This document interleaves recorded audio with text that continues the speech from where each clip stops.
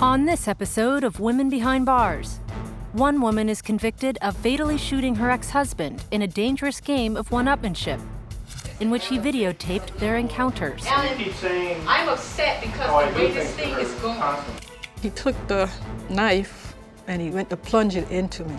I got a hold of the weapon that was behind me.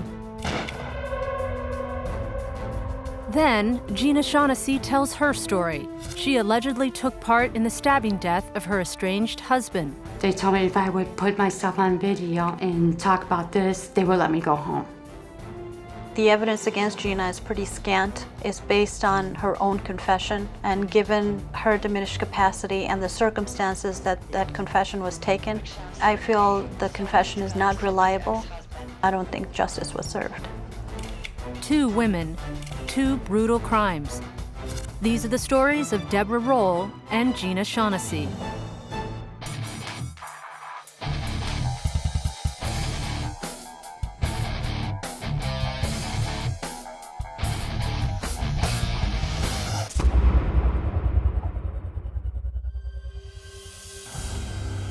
On the night of March 4th, 1999, Deborah Rolle, a technician at the local veterans hospital, shot and killed her ex-husband, LANNA, as their young daughters played in an adjoining room. We heard the shot, and then we all just ran into the room and we just saw him laying on the floor. Police questioned Rolle, who showed them a small knife wound and claimed she acted in self-defense. He was there with this knife in his hand, and he was taunting the knife, calling me every name it was. She gave a statement indicating self-defense, and the physical evidence just did not agree with that. If a lot more stuff was heard as far as the verbal and the physical abuse that she suffered and the abuse that took place with her child, I don't think she'd be sitting there now. Did Deborah Rolle defend herself from an abusive husband, or did she plot to kill in cold blood?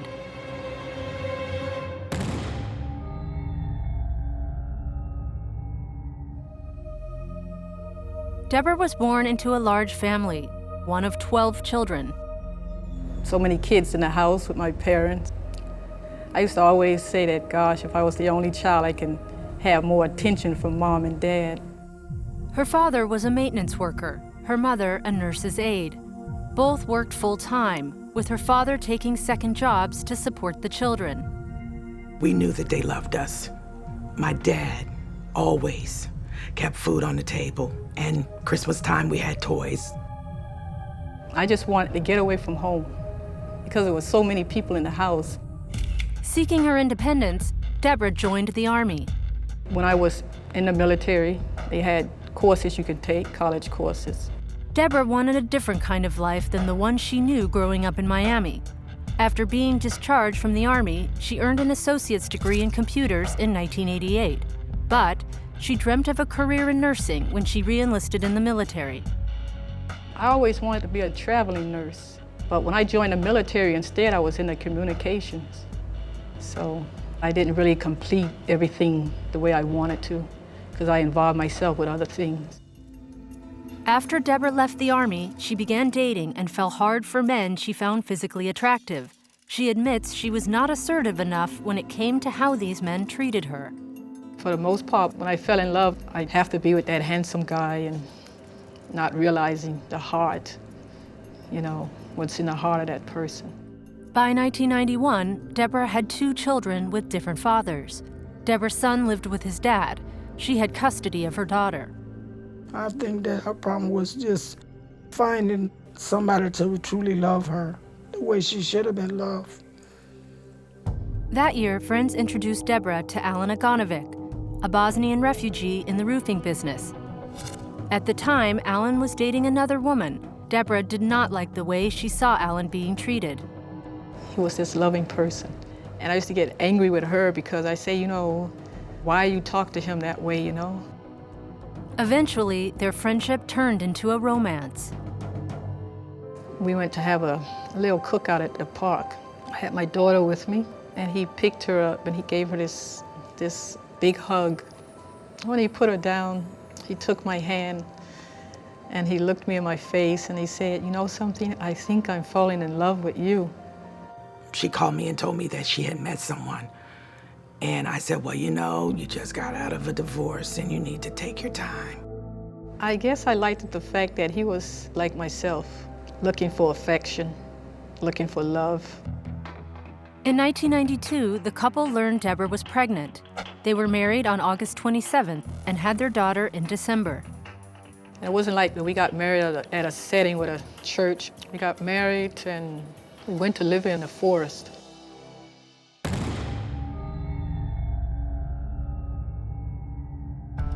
Deborah and Alan rented a secluded mobile home in the Ocala National Forest. By 1994, after the birth of their second daughter, the couple's religious differences began to weigh on their marriage. I say you need to know the real God, the God in heaven. This is where our big conflict came. Deborah also found the woods too isolating and disliked being left alone with the children for long stretches at a time. She says she confronted Alan, and their conflicts began to escalate. Abuse came in when I started questioning him more about his work hours. But it wasn't only Alan's long workdays that disturbed Deborah. When I had asked him about his drinking, he started cursing me. He apologized. But yes, later it happened again. And then following that was the punches, the beatings. By 1995, Deborah started to skim money from Alan's weekly pay. While her eldest daughter was in school, Deborah drove out of the forest to look for full-time work. But she always returned.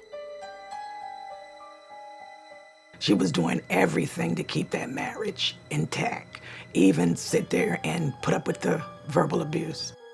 After it started to get physical, and probably most importantly, after he started calling her stupid in front of the kids, that's where she said, that's it. Deborah's friends rented her a U-Haul truck and helped her pack. "You're not gonna be with this man no more. This man, he's no good for you. You getting out of here. We packing you up today." Alan returned home as Deborah was leaving. My friend was saying, "Get in the car, go." So I got in the car, and I never felt so free in all my life. When Women Behind Bars continues. I didn't know I hit him. He grabbed a hold of the weapon, and my finger was still on the trigger.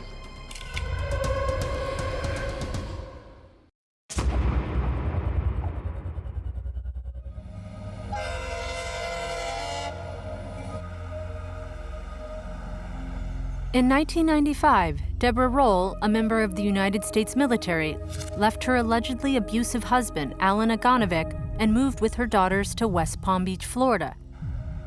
She started working as a nursing technician at the Veterans Hospital and made new friends. She worked nights and I worked days, and we became very close. Deborah was a good mother, a nurturing mother. Deborah hired a babysitter to stay with the girls overnight while she worked at the hospital, but her daughters wanted to see their father. I was talking to her and I said, you don't need to go back. So she said, but the girls are asking for him all the time. After a month or so, Deborah called him. I eventually let him come to my house, and from there, everything was starting off well. I let him move into my place. In 1996, the family moved into a 2-bedroom house on Spruce Avenue in West Palm Beach. It was okay for a while. A few months after that, he started back his old ways. His lateness, his drinking, and his verbal abuse started. In 1997, the couple separated again, this time for good. Deborah stayed in the house and Alan moved down the street. They shared visits with the girls, but Deborah began to file court motions against Alan. She says she felt that he lived close by to torment her. But it was Alan's behavior towards her 3-year-old daughter that Deborah says concerned her the most. One afternoon, when I was going to wash my baby girl, she was in a state of fright and did not want me to touch her. And I picked her up and I set her on my lap, and she told me what her dad did to her. I think that's the day when I literally lost my mind. Deborah took her daughter to the emergency room. While doctors examined her, Deborah called Alan. He denied everything. He said he never touched her and he would never do something like that to her. But Deborah didn't believe him, and their fights worsened. Alan then began videotaping his front door when Deborah would go to his house to drop off the children. I don't want to argue with you. Get her in and leave. Get her in and leave. During the time of the divorce, he was so afraid of all the allegations she was making that he set up a video in his home where when the doorbell rang, the video went on and it would record whatever conversations were had between him and whoever was at the door. We're putting our socks on. Please don't ring.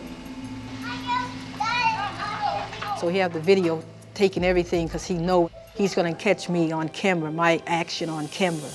But the tables turned, and Deborah believes Alan was abusing one of her daughters. Today, that little girl is a teenager. He would beat me pretty often. I was only like 3 or 4. I went over one weekend and she said, Auntie, she said, my daddy whooped me. And I said, where? And she pointed at our private area. In family court, Deborah filed allegations of abuse. Florida's Department of Children and Families, or DCF, interviewed the couple. They saw that I was together, Deborah was fussy. They had a hard time dealing with her. The children were happy to see me when I got there and pretty much clung to me and would not go to Deborah at all, and these people saw that.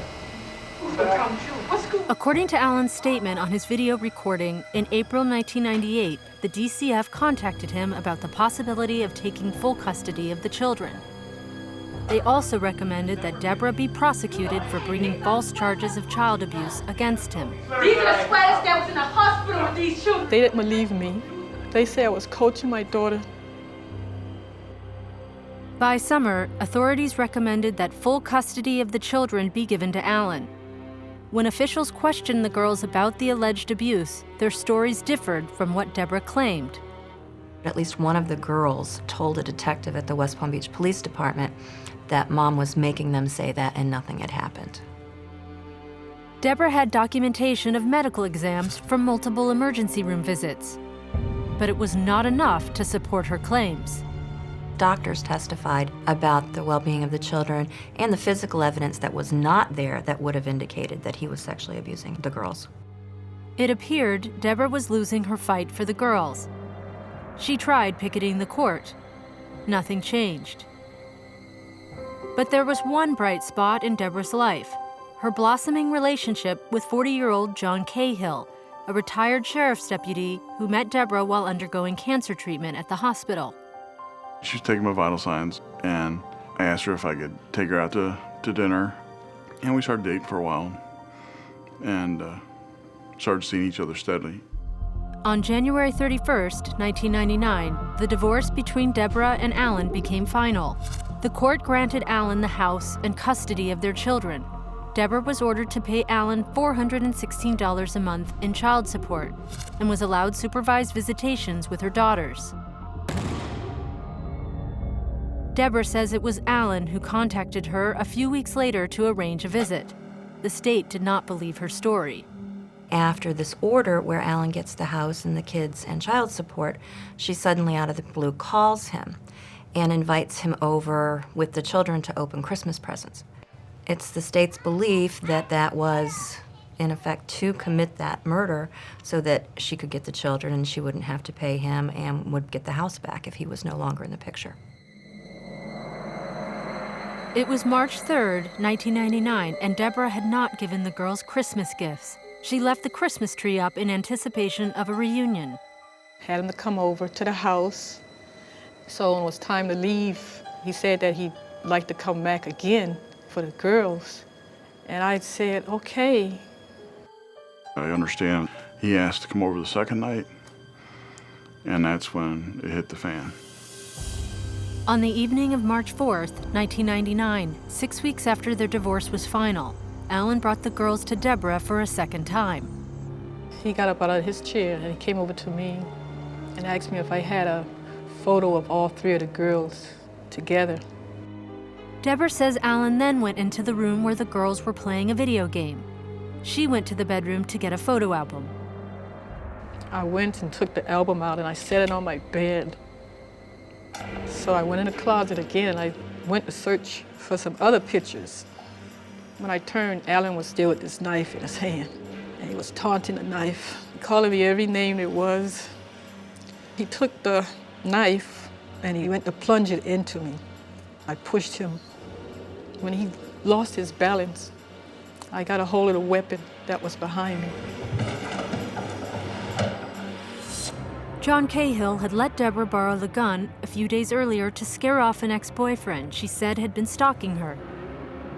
It was unloaded when I gave it to her. It was in a bag with 2 speed loaders. I didn't know I hit him because he still had strength to move. He grabbed a hold of the weapon and my finger was still on the trigger. At that moment, my oldest daughter, I felt her on me screaming. I remember I thought it was like a balloon pop. Next thing I know, he just dropped.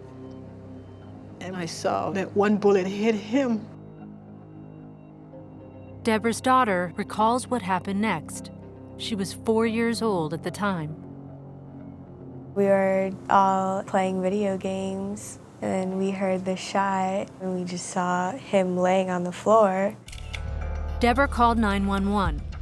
While paramedics went into the house, Deborah was taken to a nearby hospital. Her wound was described as superficial. They treated her 1 centimeter cut and released her into police custody. I got a phone call here. It was the detective telling me that he had my sister down at the station because there's been a murder. I was in shock. I knew that Deborah was not a murderer. When Women Behind Bars continues. Here she was describing this horrible attack on herself, and yet she calmly recited the facts as she had set them out. And later, a cognitively impaired woman allegedly kills her estranged husband. She never asked us what it was all about, never asked us where we were going. Even if you hated your ex-spouse, you'd be mildly curious as to how they got killed. If she doesn't ask, that means she knows.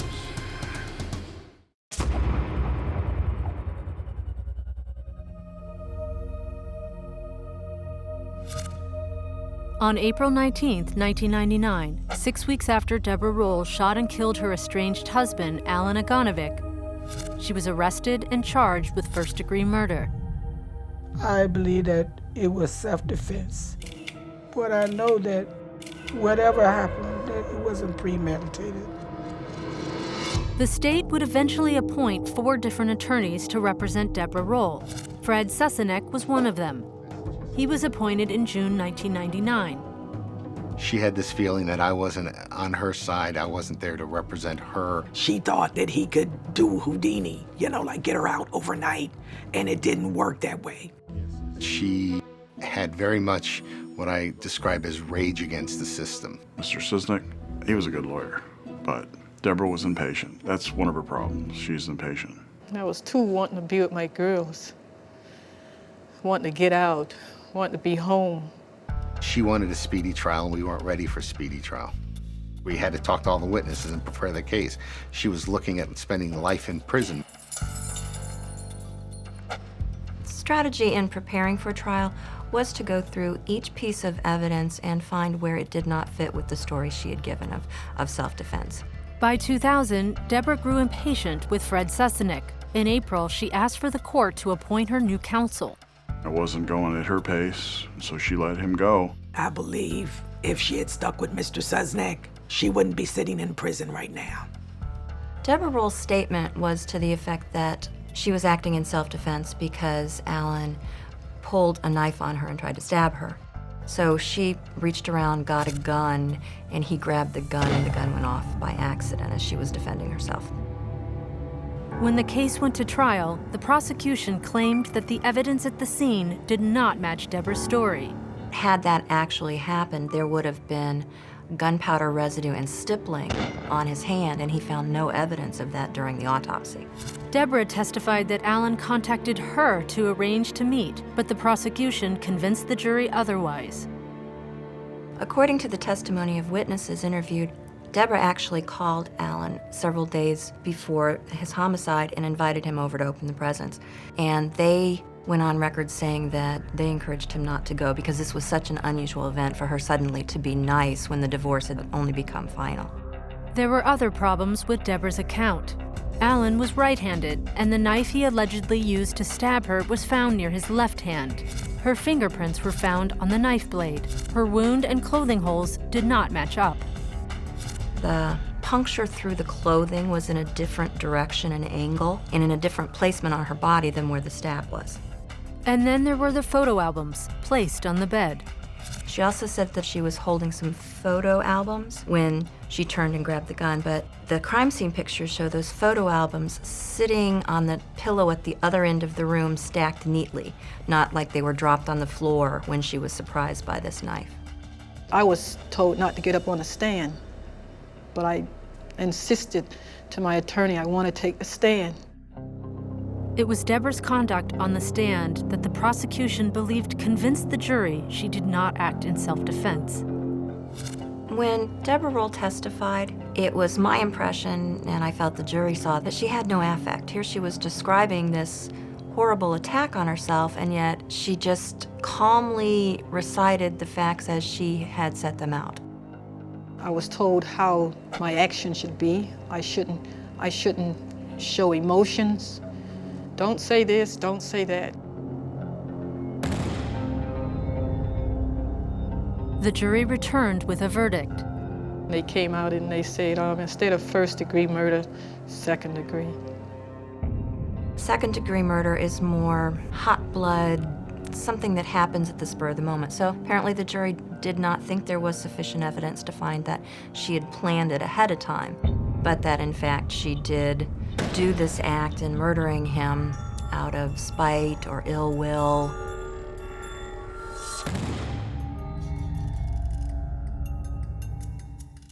I was satisfied with the verdict, and I know the family was too. They felt that she had planned to murder Alan, but the finding of second-degree murder still made them feel that justice had been done in this case. Deborah appealed, but a second judge upheld the ruling. She is serving her sentence at the Homestead Correctional Facility in South Florida. They have church seminars. They assign a job, so that keeps me going. Some of the girls need counseling, and they may call me.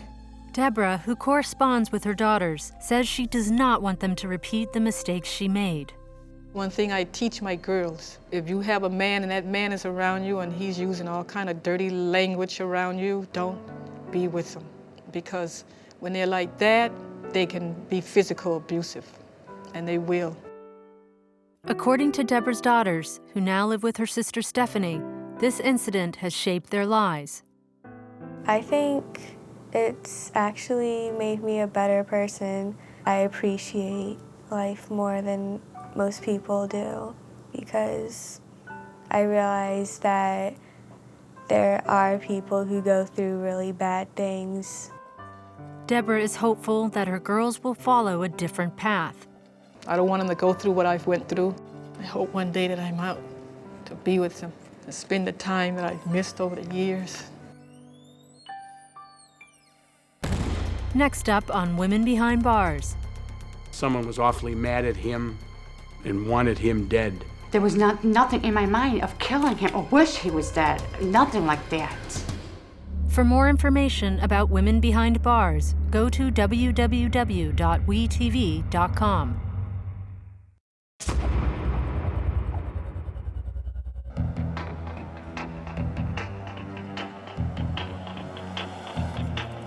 A few miles outside of downtown Chicago lies the quiet working-class neighborhood of Canaryville.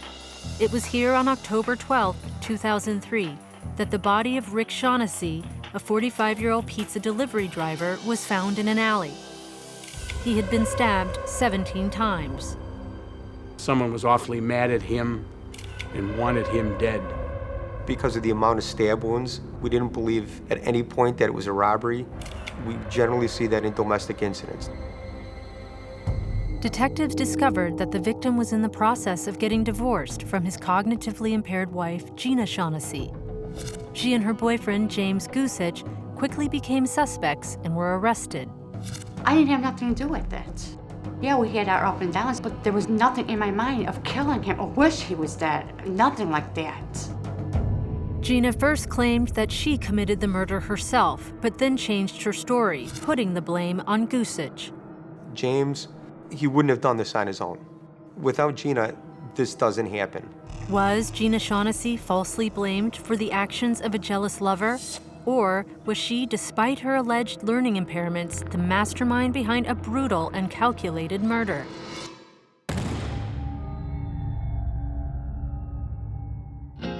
Gena Shaughnessy was born to Raleigh and Zeta McGee and was the eldest of 3 daughters. Her father was a truck driver who moved the family to Chicago when Gena was 3. They settled in the working-class neighborhood of Canaryville on Chicago's South Side. The neighborhood I grew up in, it was fantastic. And we went camping and we went on vacation every year. We owned 4-wheels and dirt bike. We go and ride those like crazy. The girls often played together. From an early age, it was clear Gena was different than her sisters. Gena was a special ed student in school. Always had trouble learning. You know, it just seemed really hard for her to pick up on things.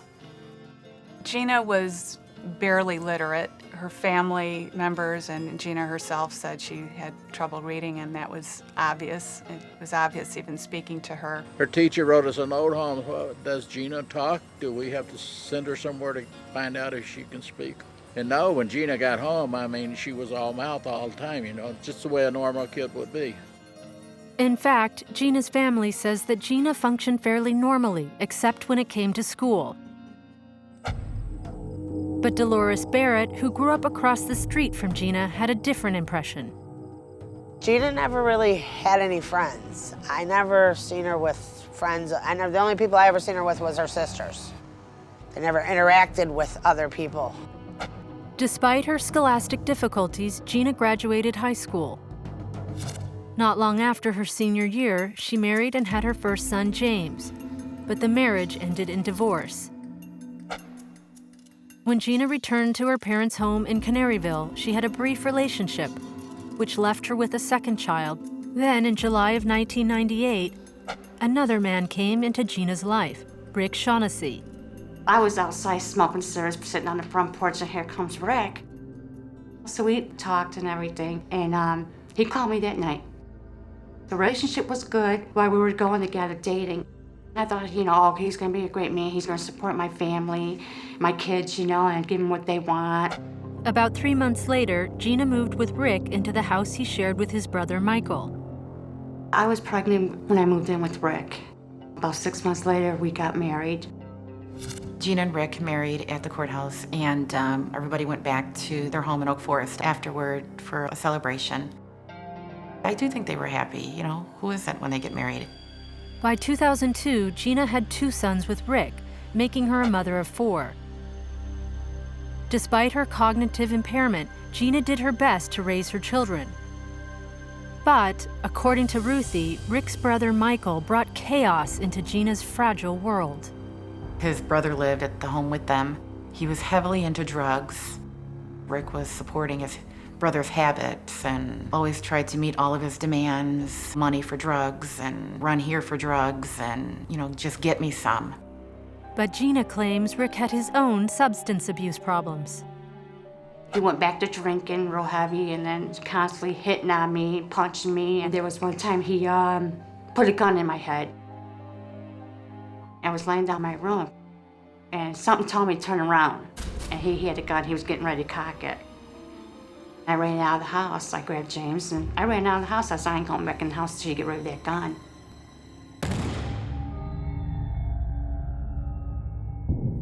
The day of Kenneth's accident, Gena had left to go to work. She didn't drive, so her husband, Rick, had to drive her. According to Gena, Rick's brother was at home with the baby. The baby's on the ground, crawling around. He went over to the mop bucket and was playing in the water, I suppose, and got too far deep into it and was found upside down in the mop bucket when Rick Shaughnessy arrived back home. 10-month-old baby Kenneth was rushed to the hospital. He was on life support and in a coma. They ran tests and monitored him, and there was no hope of life. There was no chance for him. I mean, there's 4 doctors looked at him, and they says no. Finally, Rick changed his mind. We pulled him off the life support.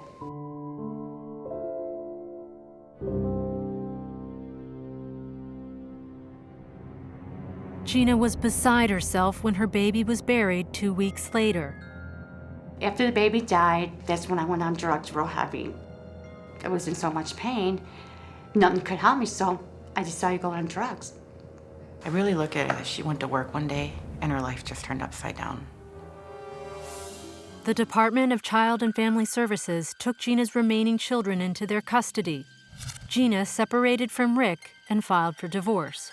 I wasn't worried about my kids. My kids was in good hands and everything, so now I just had to worry about me. Get me a place to stay and go back with my life.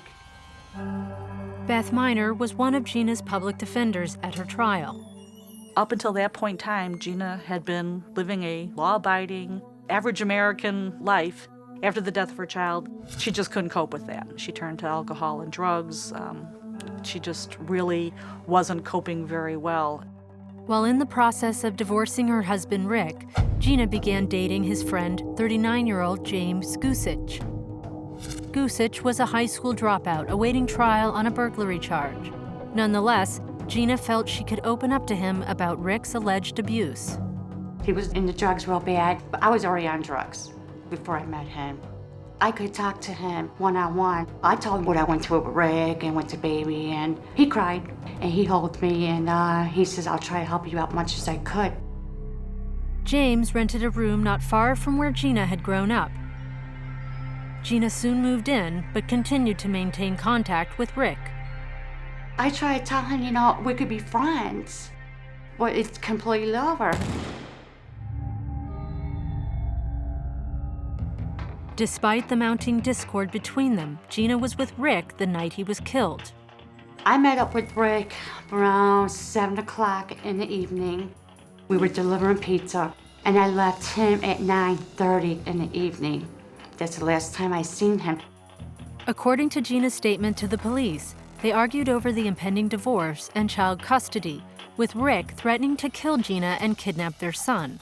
Gena left Rick and went home. I was laying in bed watching TV. There was hardly nothing on, so I say about 10 or 11 o'clock, I went to sleep.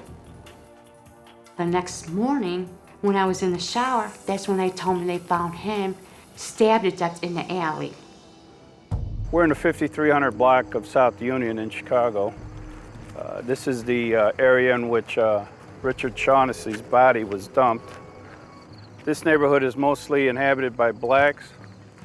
Richard Shaughnessy lived approximately 15 blocks north of here, and that neighborhood is mostly inhabited by whites and Hispanics. We believe that his body was dumped here to give the impression to the police that possibly he was a victim of a robbery by black offenders. When Women Behind Bars continues.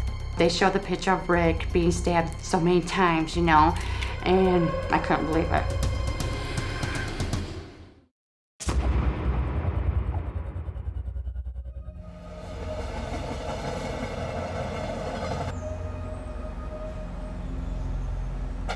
In 2003, Gena Shaughnessy, a 35-year-old woman with an alleged learning disability whose children were in the care of the Department of Family Services, was living with her boyfriend, James Gusich.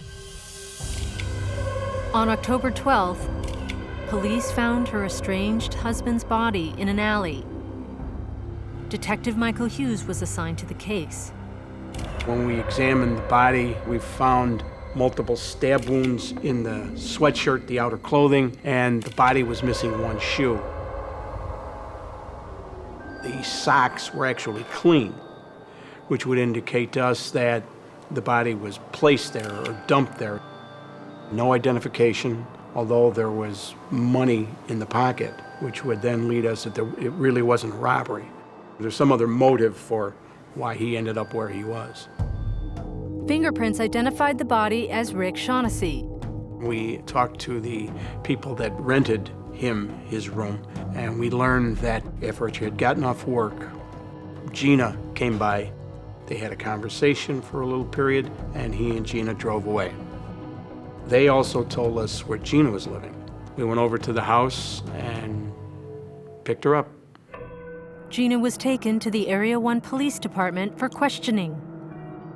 She never asked us what it was all about, never asked us where we were going. Even if you hated your ex-spouse, you'd be mildly curious as to how they got killed. If she doesn't ask, that means she knows. I did not know if I was arrested. I did not know I would go home. I did not know nothing. They didn't tell me nothing. So I was just stuck there. After placing Gena under arrest, detectives returned to the house where she had been living and arrested her boyfriend, James Gusich. We learned that she was attempting to get a divorce from her husband, and after she gave her initial statement, we asked her about that. When we asked her about it, she told us that yes, she stabbed her husband. She said that he's threatened her in the past, and in that particular night, he threatened her also. An argument escalated to the point where she stabbed him several times. Gusich admitted that he had helped Gena get rid of the body, and he took detectives to where he had parked the car.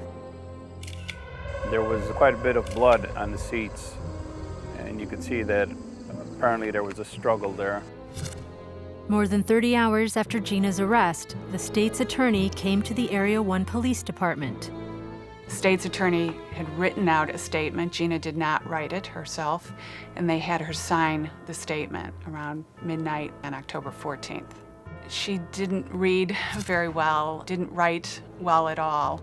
So I am not convinced that she would have read a handwritten statement that was many pages written out by a state's attorney. Gena claims she did not understand what she was signing. When they wrote the statement, they wanted me to read it, and I said, I can't. This is why I said, I can't read. I got a learning disorder. They says, oh, just sign it. We put the words down what you said. So I never knew what that statement said. I spoke with Gena and explained to her that she was going to be charged with the murder of her husband. According to Detective KATZ, once Gena realized she was going to be charged with murder, she switched her story. She said to me, I didn't do it. James did it. I didn't want to tell you because he did it for me. Detectives gave Gena a polygraph test to make sure she was telling the truth this time. She passed, and then gave a videotaped statement where she confessed to planning the murder. They told me if I would put myself on video and talk about this, they would let me go home. Yes, I told Jim about a week ago. I told him I wished Rick was dead because I'm getting tired of threats, and he's put my kid in danger. Okay. Did you say anything else? I told him if I have to pay somebody, I'll pay somebody, and Jim told me not to worry about it, he'll take care of it. Gusich also gave a statement to police describing how Gena had been threatened repeatedly by her husband, Rick. He told police that Gena arranged for Rick to give him a ride to buy drugs. They drove 1 mile south into a predominantly black neighborhood. Gusich then took out a knife, threatened Rick, and began stabbing him when Rick pulled out his own knife. There was a fight, and they were both defending themselves, and unfortunately, Rick Shaughnessy got the worst of it. Gusich left Rick's body in the alley.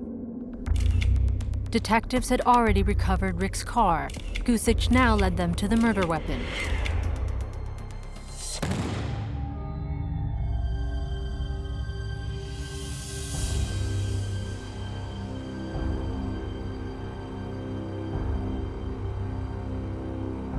They thought if she actually lured Rick to James Gusich and convinced Rick to give James a ride, that was aiding and abetting the murder. And you are charged the same way as the person who actually did it.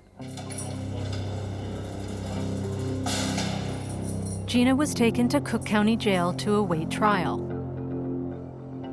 Both James and Gena had pled not guilty to all of the charges.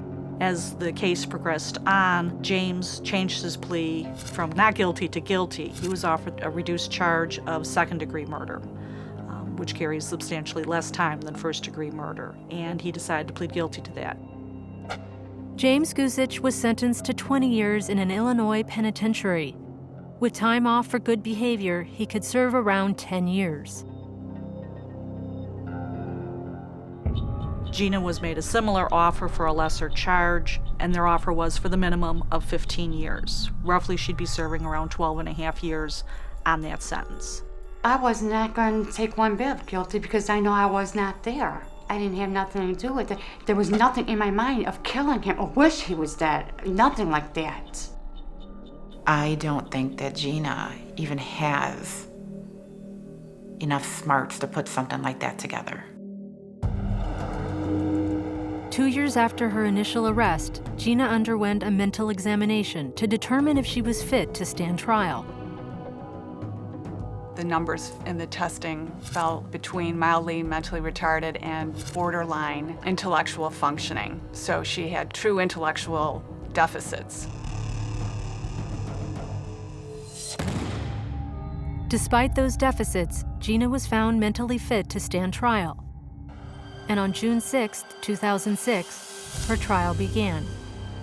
Our argument to the jury was that she was not there. She was not the person who stabbed Rick Shaughnessy.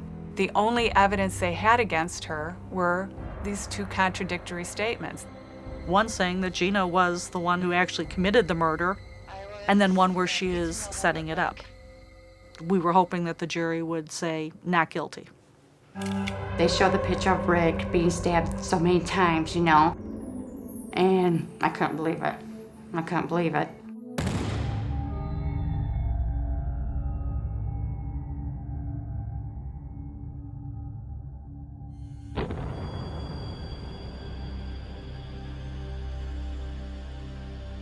They have no evidence on me, nothing.